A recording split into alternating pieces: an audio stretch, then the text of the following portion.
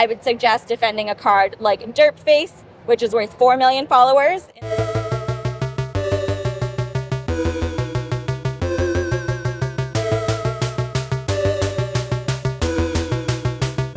All right, Sassy Gamers, Phoenix Nova here behind the camera, and I'm with Justine of Pet Domination. So Justine, tell us a little about Kittens versus Corgis. Yeah, so in Kittens versus Corgis, you're playing as either a kitten influencer or a corgi influencer. The goal is to get the most followers by the end of the game. So you're going around attacking other players, trying to steal their followers, make them discard their followers. You can protect yourself from attacks with defense cards, and some of the defense cards will even attack the player that attacked you. Okay, now you said influencers, and actually off camera we talked about that you're still coming up with a name for the social media network that they're going to be doing. But that brings up the follow-up question of, is there, incorporated in the cards and the text and everything like that, is there a particular type of media that is prevalent for the influences? Is it like video versus picture? Or? There is no prevalent one. It's kind of a mix of, you know, just regular images and videos. You'll see different types of social media on the cards. Okay, so leaving it up to the imagination of the player. Excellent. Yeah, exactly. Love that. Okay, so where'd you come up with the concept for this? Yeah, so I was actually taking a game design class, and we had to create a physical card game. So I was like, well, what do I make a game about? I have no idea. And I love my cat very much. I also had a corgi at the time. So they had a very funny relationship. They loved each other a lot, but they always had to be the one that got the most pets. So if you were giving attention to one, the other one would come right up and like demand attention too. So I'm like, you know what? This is perfect. This is what I'm going to make a game about. I'm going to make a game about the two of them and how they always want to get the most attention. So I figured social media would be great for that aspect. So it's kind of like, that's just kind of what I went off of, and I made it pets plus social media. That sounds amazing. So is it just basically kittens versus corgis, or do you play around with like breeds or anything in here in this? So just on the cat side. I mean, you know, cats, they're all pretty mixed. And so in the game, there are corgis, but the corgis are also different corgi mixes. So one of the ones that I like a lot is based on my brother's German Shepherd. So it's a German Shepherd corgi mix. Oh, nice. So he's on the followers verified card. And there are more expansions that I have planned that will feature other pets down the line. So without going too much into the mechanics, is this a standard hand-based game, or is this a deck building game? What type of card game is this? Yeah, so it's just a standard hand-based game.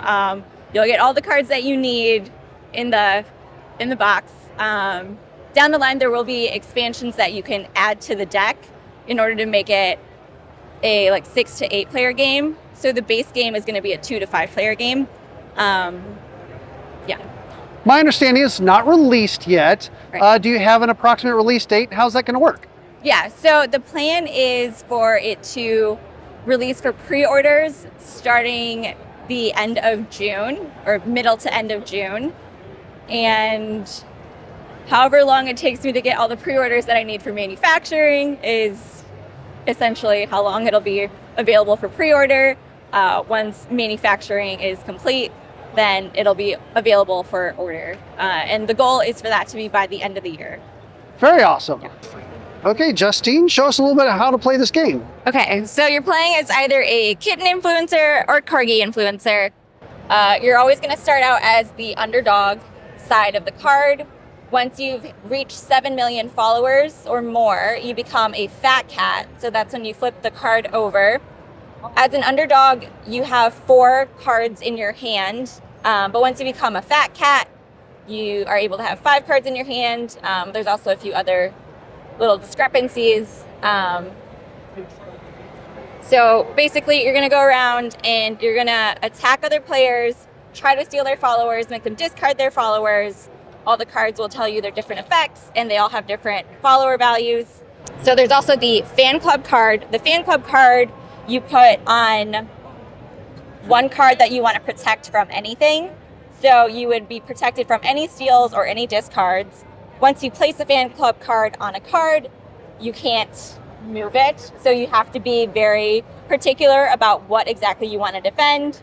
I would suggest defending a card like Derp Face, which is worth 4 million followers, and this is actually worth the most in the game. So there's only one of these in the game. I actually had to look down to see that you literally said Derp Face. Yep. I love it. Yep, it's called Derp Face. There's another card called Gone Viral. That one is worth 3 million followers. There is 4 of them in the game. You can protect yourself from the attacks with different defense cards. Again, they all have different sorts of effects. And then some of the defense cards will even attack the player that attacked you. There's also certain trap cards that you could accidentally draw. If you draw a trap card, you have to deal with it immediately. And then there are also some special cards, and most of these are kind of point value cards, or they have some sort of special effect. Now, we're here in the middle of MomoCon. Is this the first convention that you've exhibited this at? So this is actually the 4th convention that I've gone to. Okay, so a little bit more specific to MomoCon, what's something positive that sets MomoCon apart that is, useful to you for exhibiting here compared to those other conventions? What I think is great about MomoCon is this whole indie game section. The other conventions that I've been to, they've been a lot smaller. And so I think people here, because they know the indie game section is a lot bigger, people seem to be a lot more interested. And so that's been pretty helpful for me. Very awesome. So it sounds like you'll probably be back here next year for MomoCon if you have something to exhibit. I would think so, yeah. Awesome. At least to continue selling this one and those expansions that you talked about, Yes, I would think. Exactly. Awesome. Okay, so how can people find you, support this, or pre-order, like you said? Yeah, so if you want to add yourself to the mailing list to find out when exactly pre-orders start, you can go to kittensversuscorgis.com and then sign up for the mailing list there. You can also follow us on Instagram at kittensversuscorgis. Those are the 2 main ones that you can use, yeah. Very good.